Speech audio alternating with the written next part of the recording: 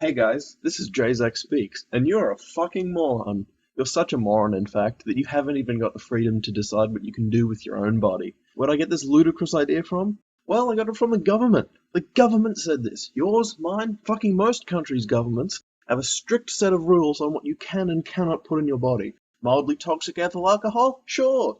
Nicotine, bleach, and other poisons? Go ahead. But as soon as you want to smoke a natural, harmless plant, well, then they want to take you to jail. And jail in most places like the USA is good for one thing, taking people who have broken the law and turning them into criminals. Sounds absurd, I know. People who have broken the law are criminals, you say. Well, what I mean is that most people who break the law by smoking weed are otherwise law-abiding, and when you send someone to jail for a drug offense, in a jail system like we have in the United States or here in Australia, they're grouped in with rapists and murderers and gang members, and they're forced to learn to live on the inside. And that means being a racist, violent, gang-affiliated criminal. And when they're put back on the street, it's not as a petty drug offender. It's as a hardened criminal, ready to jump in through your bathroom window and steal all your valuables. I believe this problem stems from our government's not understanding that they aren't a separate ruling class with independent wants and needs from the greater public. The government ought to be, as Lincoln said, of the people, by the people, for the people. But the government today now serves its own interests. Their selfish nature is damaging the environment, throwing the world into chaos with constant wars over money and oil and whatever the fuck else, taking away our freedoms, our liberties in the name of safety, in the name of our puritanical notions of moral fortitude. Oh, how terrible is it that they smoke the reefer? How terrible that they put their dicks in the other man's butts. It's the end of society, the end! We going to hell in a handbasket. Oh my God, look at how the trannies want to go in the bathrooms, and also pay attention to this gorilla for a while. And don't forget to be scared of Ebola and the Zika virus. Don't forget that ISIS is coming. They are coming and they're going to take all your virgin daughters. Don't forget to watch Fox News and the O'Reilly Factor and Hannity Show, and stay nice and distracted while we pass around the collection plate.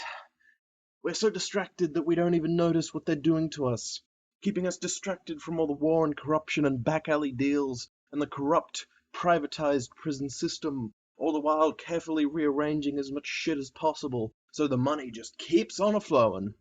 And they don't have to listen to us if they don't want to either.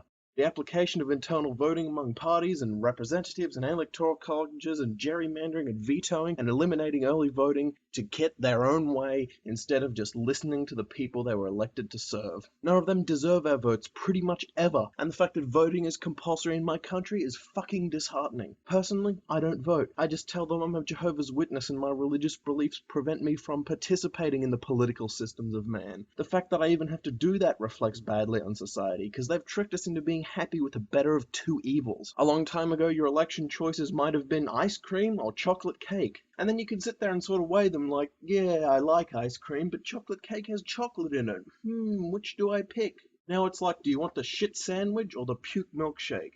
And because we just can't say, I prefer neither, we just pick the one that seems less bad and vote them in. If none of the options on the ballot paper are worth my vote, I shouldn't have to vote. As Karl Stefanovich of the Today Show said, have we the people become irrelevant? Elections seem like nothing more than a show at this point, and whoever gets in is just the one they picked, not the one we really voted for, or even wanted.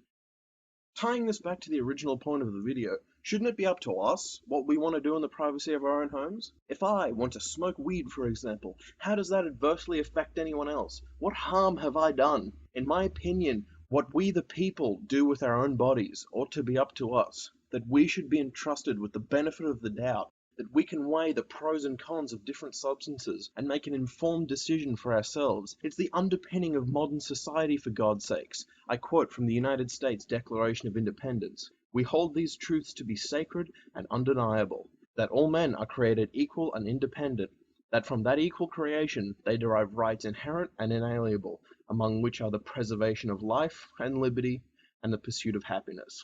I'm just one guy, but I take that to mean that so long as you don't interfere with another person's preservation of life, liberty, and the pursuit of happiness, that you ought to be able to continue with your own unimpeded.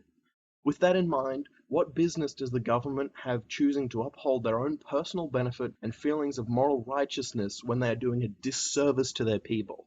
They constantly fart around and block legislation that will keep innocent people out of jail, save billions of dollars currently being funneled into the absurd and outdated war on drugs, and see staggering rises in tax revenue from this lucrative cash crop that in places like Colorado makes more money in retail sales than it does alcohol. It would create thousands of new jobs, and that's just on the recreational side. Medicinal cannabis and naturally derived cannabis products can help immeasurably in the lives of children with severe epilepsy, treat the stiffness and muscle spasms of people living with multiple sclerosis, slow or even prevent the onset of Alzheimer's, and has even been shown to slow or halt the growth of cells that form tumors. Pardon the pun, but it's high time we stop treating cannabis like we did in the 30s, when racial prejudice against the Hispanics and African Americans, along with propaganda like reefer madness, allowed the American and in turn the Australian people to be scared into illegalizing this harmless, immensely useful plant for the benefit of no one but those in power. This has been Drazak. Thank you for listening. Please, if you enjoyed this video, give it a thumbs up, and I welcome you to leave a comment as well. Subscribe for more, it helps me out a lot. See you next time.